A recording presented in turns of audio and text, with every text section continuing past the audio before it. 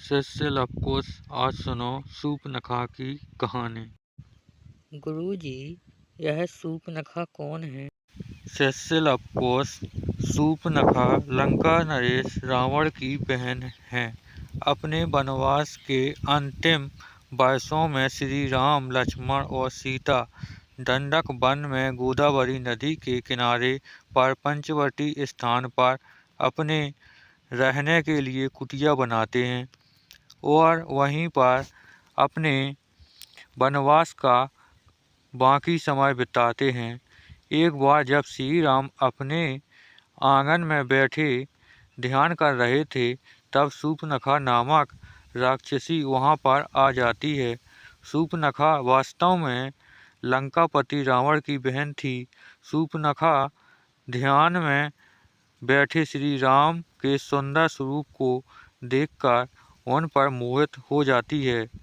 वह एक सुंदर रूपवती नारी का रूप धारण करके श्री राम के पास पहुंचकर उनसे विवाह का प्रस्ताव रखती है। तब श्री राम बड़े ही विनम्र भाव से उसके प्रस्ताव को अस्वीकार कर देते हैं और कहते हैं कि वह अपनी पत्नी सीता को आजीवन एक विवाह में रहने का वचन दे चुके हैं। उस समय लक्ष्मण जी वन से लकड़ियां एकत्रित करने के लिए गए हुए थे और वह भी आ जाते हैं, जिन्हें देखकर शूर्पणखा एक बार उन पर ही मोहित हो जाती हैं। शूर्पणखा ने अपने साथ विवाह का वही प्रस्ताव लक्ष्मण जी के समक्ष भी रखा। तब लक्ष्मण जी उनको बोलते हैं कि उनके बड़े भाई श्री राम के होते हुए वह उनके योग्य नहीं हैं। जब श्री राम और लक्ष्मण दोनों शूर्पणखा के विवाह प्रस्ताव को इनकार कर देते हैं, तो शूर्पणखा को क्रोध आ जाता है और तभी देवी सीता की कुटिया के अंदर से बाहर निकलकर आती है। सीता को देखकर शूर्पणखा श्री राम को कहती है कि तुम इस औरत के कारण ही मुझे नकार रहे हो, इसलिए मैं तुम्हारी पत्नी को ही खा जाती हूँ। यह कहकर क्रोध में शूर्पणखा माता सीता की तरफ बढ़ती है। तभी श्री राम लक्ष्मण को आज्ञा देते हैं और लक्ष्मण जी अपनी तलवार निकालकर शूर्पणखा की नाक पर वार कर देते हैं। लक्ष्मण जी के तलवार के वार से शूर्पणखा की नाक कट जाती है और वह रोते हुए वहां से चली जाती है। अपनी कटी हुई नाक को लेकर शूर्पणखा अपने भाई और दंडक वन के उस समय के असुर राजा खर के पास पहुंचती है। अपने भाई खर और दूषण के पास पहुंचकर शूर्पणखा न्याय की दुहाई देते हुए रोने लगती है। अपनी बहन को रोता हुआ देखकर राजा पूछते हैं कि उसकी यह दशा किसने की। तब शूर्पणखा रोते हुए खर को बताती है कि श्री राम और लक्ष्मण नाम के दो युवक गोदावरी नदी के किनारे अपनी कुटिया बनाकर वहां पर रहने आए हैं। उन्होंने मुझे अकेली पाकर मेरा अपमान करने की कोशिश की, इसलिए आप वहां जाकर उन दोनों से मेरे अपमान का बदला लीजिए। उनके साथ एक सुंदर नारी भी है जो कि राम की पत्नी है।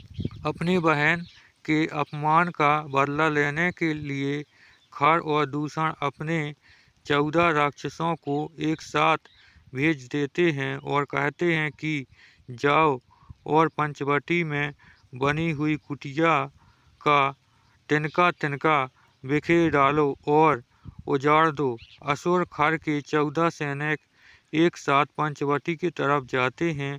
वहां श्री राम पहले से ही उनका इंतजार कर रहे थे, क्योंकि उन्हें अंदाजा था कि शूर्पणखा अपने अपमान का बदला लेने के लिए अवश्य किसी न किसी को भेजेगी। 14 असुर एक कतार में उनके सामने आकर बोले कि दंडक वन के राजा खर ने आदेश दिया है कि तुम दोनों भाई हमारे राजा की शरण में खुद को समर्पित कर दो तथा तुम्हारे साथ जो सुंदर औरत है उसे हमारे राजा की सेवा में उपस्थित करो। उनके यह बातें सुनकर श्री राम ने अपने धनुष पर एक बाण साधकर उनकी तरफ छोड़ा और एक ही बाण से उन सभी असुरों का सर धड़ से अलग हो गया, जिससे देखकर शूर्पणखा चौंक गई और फिर अपने बड़े भाई खरदूषण के दरबार में आ पहुंची और बोली, रक्षा कीजिए भैया, रक्षा कीजिए। आपके भेजे हुए 14 असुर को उस राम ने अपने एक ही बाण से मार डाला। यह सुनकर खरदूषण समझ जाते हैं कि श्री राम लक्ष्मण कोई साधारण मानव नहीं है और वह अपनी सेना लेकर खुद ही श्री राम लक्ष्मण से युद्ध करने के लिए चल पड़ते हैं। पंचवटी पहुंचने के बाद खरदूषण श्री राम लक्ष्मण को ललकारते हैं। कुछ समय तक युद्ध होने के पश्चात ऋषि अगस्त्य प्रकट होते हैं और श्री राम को बोलते हैं कि खरदूषण परम मायावी राक्षस है, इसलिए आप अपने दिव्यास्त्रों में से मनमोहिनी अस्त्र का उपयोग कीजिए। तब श्री राम मनमोहिनी अस्त्र खरदूषण की ओर चला देते हैं, जिसके प्रभाव से खरदूषण की सेना मोहित होकर आपस में ही लड़कर नष्ट हो जाती है और आखिर में श्री राम अपने दिव्यास्त्र के द्वारा दंडक बन के सभी राजा खर का वध कर देते हैं।